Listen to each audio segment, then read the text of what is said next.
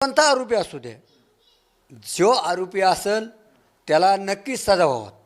नाही नाही, अडचणीत तर धनंजय मुंडेला त्यांनी आणलंच मुद्दमच, समजा त्याचा विशेष नाही. त्यांनी जातीचा तेट निर्माण करून शेवट.